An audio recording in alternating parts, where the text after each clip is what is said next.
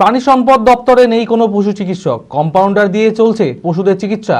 এমনই ছবি ধরা পড়ল ফরাক্কা ব্লকের প্রাণী সম্পদ দপ্তরে। গবাদি পশুদের চিকিৎসা করাতে এসে নানান সমস্যায় পড়তে হয় সাধারণ মানুষদের। তাই ফরাক্কাবাসীদের দাবি অবিলম্বে স্থায়ী পশু চিকিৎসক নিয়ে আসা হোক। এই বিষয়ে ঊর্ধ্বতন কর্তৃপক্ষকে জানানো হয়েছে বলে জানিয়েছে ফরাক্কা পঞ্চায়েত সমিতির সভাপতি প্রতিনিধি।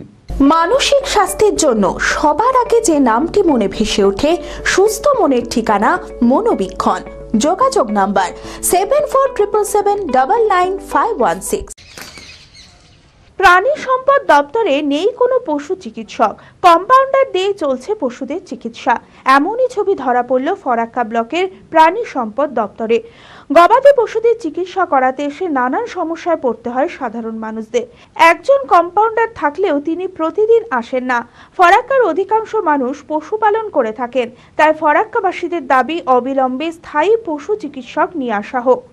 ডাক্তার 3 দিন ঘোরার পর আজকে পেলাম কম্পিউটার দিয়ে কম্পাউন্ডার কে ওই জীবনের ডাক্তারের কম্পাউন্ডার। ডাক্তার কিন্তু আসে না এখন। তাই জীবজন্তুর জন্য একটা ভালো ডাক্তার অবশ্যই দরকার। আপনি ডাক্তার না পেলে খারাপ তো লাগে, 100 টাকা খরচ হয়। এরপরে অনেকে আছে গরু প্রায় 200টা হবে, বা ছাগল 200-400টা হবে।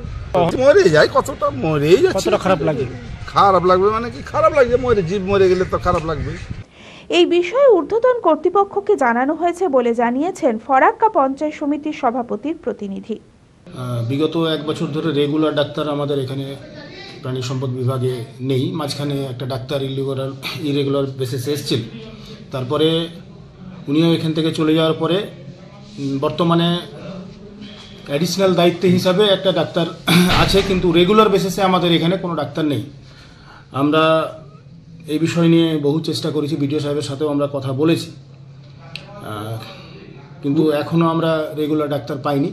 আমি নিশ্চিতভাবে এই বিষয়টা নিয়ে জেলা আধিকারিকের সাথে এবং ডিএম সাহেবকে জানাবো, খুব দ্রুত জানাবো। গত 2 বছরের সাফল্যের পর তৃতীয় বছরে পথ চলা জেড একাডেমির 2025-26 শিক্ষাবর্ষে ভর্তি চলিতেছে। আমাদের সুবিধা ডিজিটাল ক্লাসরুম, 24 আওয়ার্স সিসিটিভি, ছেলে ও মেয়েদের পৃথক ক্লাসরুম ও হোস্টেল, নিয়মিত DPP, problem solving and doubt clearing class, কলকাতার অভিজ্ঞ শিক্ষক মণ্ডলী, স্বাস্থ্যসম্মত রুচিশীল খাবার, নিট বেসিস পড়াশোনা, কালচারাল অ্যাক্টিভিটি, গেস্ট টিচার দ্বারা মোটিভেশন ক্লাস, সবুজে ঘেরা পরিবেশে 24 ঘন্টা বিশুদ্ধ জল ও বিদ্যুৎ পরিষেবা। একাদশ শ্রেণীতে ভর্তির অ্যাডমিশন টেস্ট আগামী 9 মার্চ 2025। 2026-এর নিট ও জেইই পরীক্ষায় সফল হতে আজই আসুন।